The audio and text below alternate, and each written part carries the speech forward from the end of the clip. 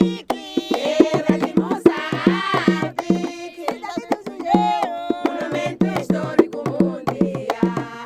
Por ela passaram muitos povos, povo de usos e costumes diferentes.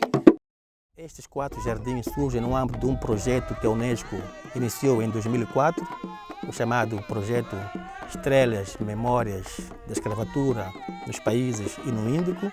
É um projeto enquadrado numa ideia geral da Unesco, que é chamada Rota da Escravatura, em que a Unesco achou que poderia homenagear lugares que foram lugares de passagem, captura de escravos. Então identificou no mundo 4 lugares. Ele é de Moçambique, teve a sorte de ter sido contemplado para ter este monumento. E chamamos de monumento, eu acho que é preciso olhar para uma política nacional de monumentos que o país tem, né? Que é a Resolução 12/2010, de 2 de junho. Diz que existem em Moçambique 2 categorias de monumentos.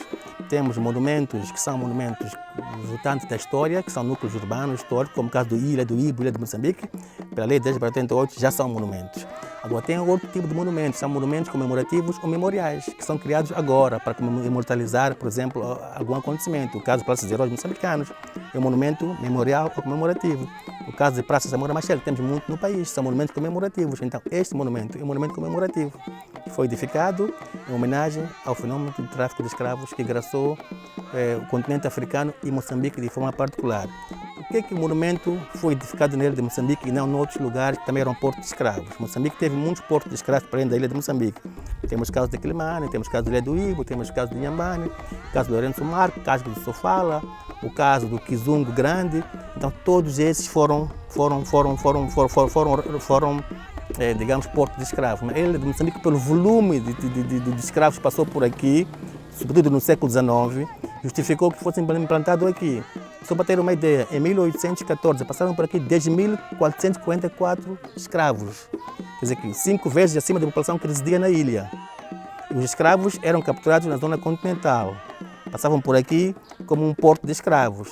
E por que a ilha? Porque a ilha já tinha uma alfândega desde o século XVI, o que os outros portos não tinham.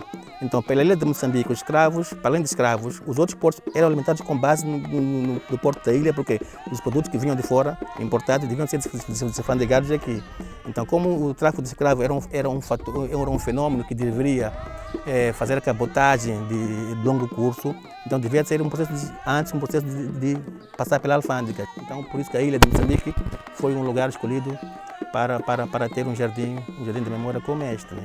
Que ele, na sua concepção, buscou muito aquilo que é a tradição africana, a cultura africana, que é uma concepção circular, que tem um significado em África. O círculo representa a iniciação, representa as aprendizagens, representa as habitações africanas, representa as conversas na fogueira.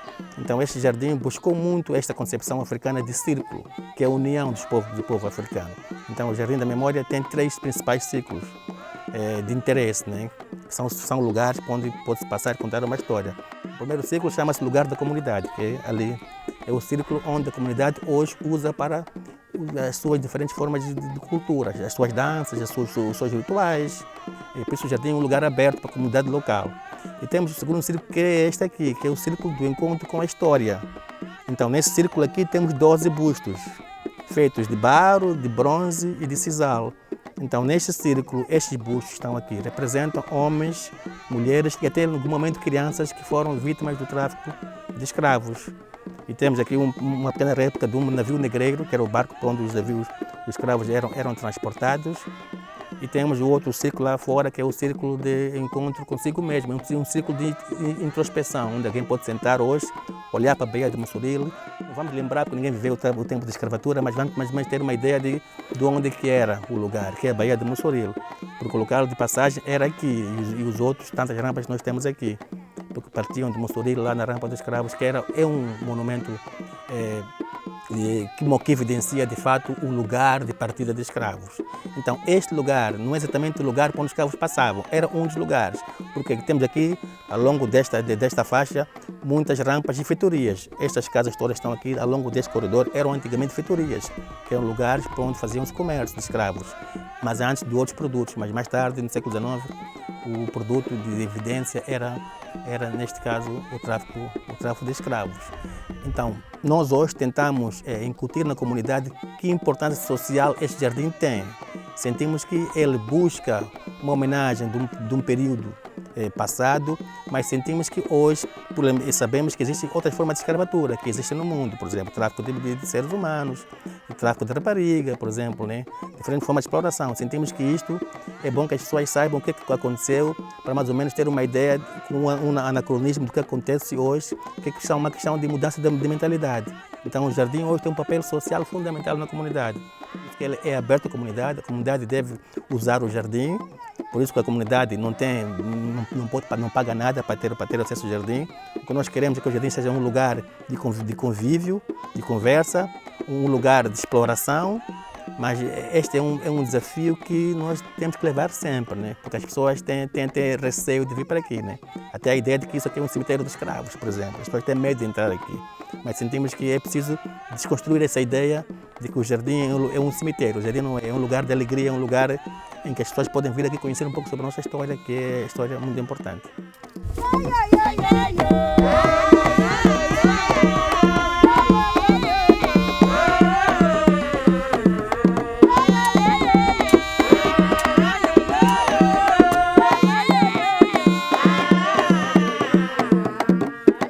São placas descritivas, né? São placas que falam sobre o século XIX, sobretudo, sobre o que foi esse fenômeno do tráfico de escravos, né?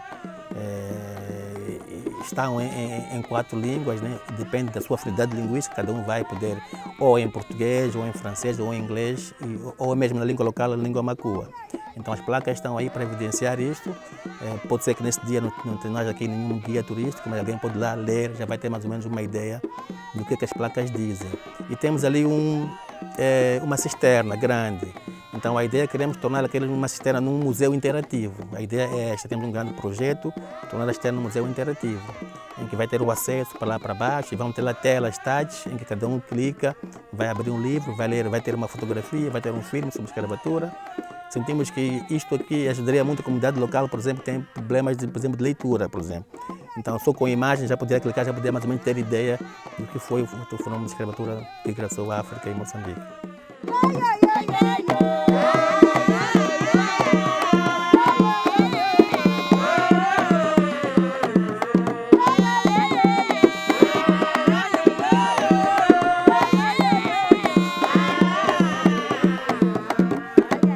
Então, a cidade de Macuto, o desafio que temos hoje é o desafio de garantir a manutenção daquele tipo de casas tradicionais Swahili.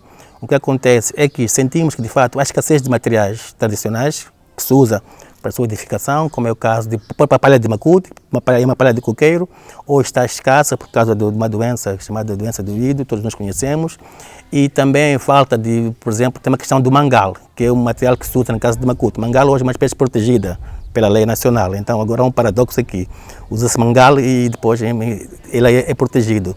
Então, e outros materiais como madeira, que está escasso aqui, como o barro e outros materiais, mas sentimos que nós tentamos sempre consciencializar as pessoas de que, olha, o patrimônio é importante para vocês mesmos. Então, e para isto, para ver que nós estamos a par de tudo que tem a acontecer, a ideia não é proibir que as casas de Macuto desapareçam do jeito que está a acontecer. Nós criamos 3 padrões específicos de 3 tipologias dominantes, em que a casa de Macuto pode ser transformada, por exemplo, numa outra tipologia, basta que mantenha, por exemplo, características tradicionais, como, por exemplo, as 4 águas. Nós definimos que mantenha as 4 águas, mesmo chega com chapa de zinco, por exemplo. Porque o importante ali não é só a casa em si, mas são aqueles arruamentos tradicionais que tem na cidade de Macuto, que pouco a pouco vão desaparecendo. A pessoa muda a casa e acrescenta um bocado a volumetria. Então já mexe com a questão do urbanismo da própria cidade de Macuto. Então a cidade de Macuto é uma questão muito complexa. Nós achamos que deveríamos incluir neste debate da cidade de Macuto a academia, por exemplo, a Universidade de Mondlane, a Universidade de Lúrio, vem conosco pensando em soluções com vista a dar uma resposta. As pessoas esperam de nós um financiamento direto nas famílias, para comprar Macuto, para comprar palha, mas nós sentimos que não tendo este apoio direto que as pessoas esperam, nós poderemos, com técnicas, como mostrar outras fontes alternativas de como, por exemplo, reabilitar a casa de Macuto.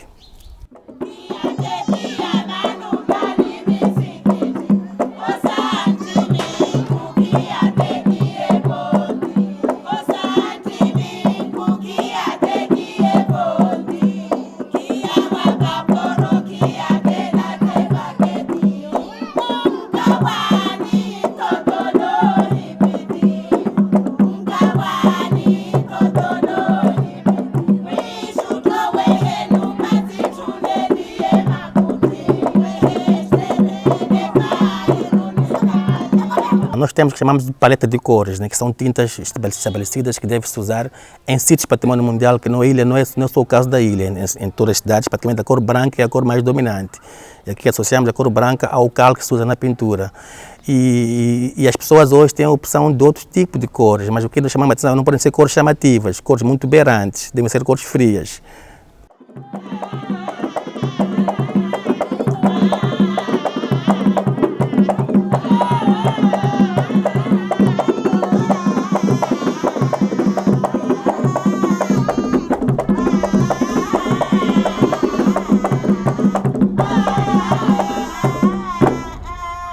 Aquelas árvores que temos na ilha de Moçambique, árvores, né, centenárias, muito antigas, né, elas enquadram-se numa política que nós temos de preservar a ilha no contexto da sua paisagem. Sabemos que a ilha, o que é importante, o que é patrimônio, não é só o edificado, que são as casas em si, mas também tem um conjunto de paisagem que inclui espécies importantes, como é o caso da espécie que fez referência, né.